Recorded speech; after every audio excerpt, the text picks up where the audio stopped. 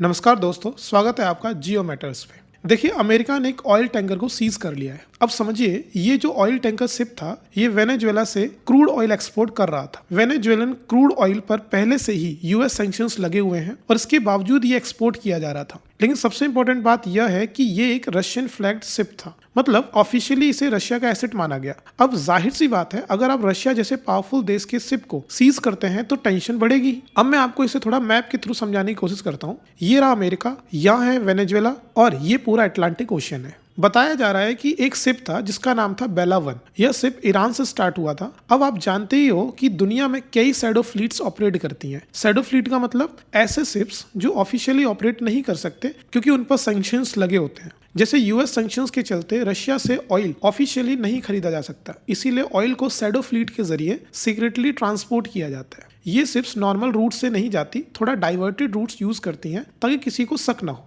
अब ध्यान से देखिए, यह शिप ईरान से निकला, फिर मेडिटेरियन सी में आया और 1 दिसंबर को इसे स्पॉट किया गया। इसके बाद ये अटलांटिक ओशन में एंटर करता है। 17 दिसंबर को ये वेनेजुएला के पास पहुंचता है और अचानक इसका सिग्नल लॉस्ट हो जाता है, मतलब इसके ट्रांसपॉन्डर्स ऑफ कर दिए गए। जैसे फ्लाइट ट्रैकिंग में ट्रांसपॉन्डर्स ऑन होते हैं, वैसे ही शिप्स में भी होते हैं। अगर ट्रांसपॉन्डर ऑफ तो शिप ट्रैक नहीं किया जा सकता। तो 17 दिसंबर के बाद किसी को नहीं पता कि ये शिप कहाँ है। मोस्ट प्रोबेबली ये वेनेजुएला गया और वहां से ऑयल लोड किया और फिर अटलांटिक में मूव कर गया। अब अचानक 1 जनवरी को एक नया शिप स्पॉट होता है, नाम मरीनेरा। लेकिन इन्वेस्टिगेशन से पता चलता है कि यह वही बेला 1 था जिसने अपना नेम चेंज कर लिया था ताकि ट्रैकिंग से बच सके। इतना ही नहीं, इसने खुद को रशियन फ्लैग्ड शिप डिक्लेयर कर दिया, क्योंकि जनरली कोई भी कंट्री रशिया के शिप पर एक्शन लेने से पहले 10 बार सोचेगी। लेकिन जैसे ही अमेरिका को इसकी इंफॉर्मेशन मिलती है, वो यूके को अलर्ट करता है। यूके एक सर्वेलेंस प्लेन भेजता है, कंफर्म करता है कि ये वही शिप है और लोकेशन यूएस को बता देता है। फाइनली 7 जनवरी को यह शिप आइसलैंड के पास पाया जाता है और यूएस मिलिट्री आकर इस शिप को सीज कर लेती है। अब सवाल उठता है,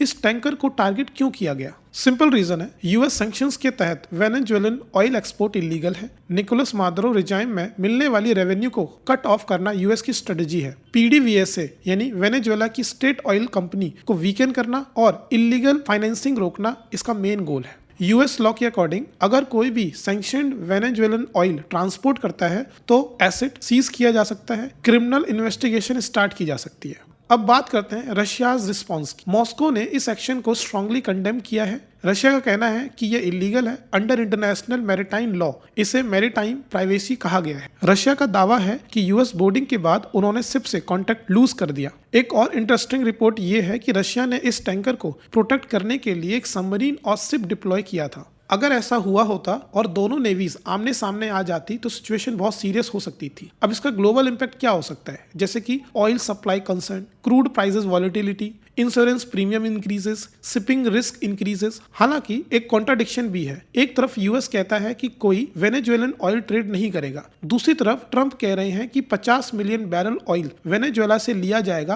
पैसा यूएस के कंट्रोल में रहेगा। यहीं से इंटरनेशनल लॉ, सैंक्शंस और मैरीटाइम राइट्स पर डिबेट शुरू हो जाती है। अगर यूएस ऐसा कर सकता है तो कल को चाइना और रशिया भी ऐसा कर सकते हैं। तो दोस्तों, आई होप इस वीडियो में आपको क्लैरिटी मिल गई होगी कि एग्जैक्टली हुआ क्या है।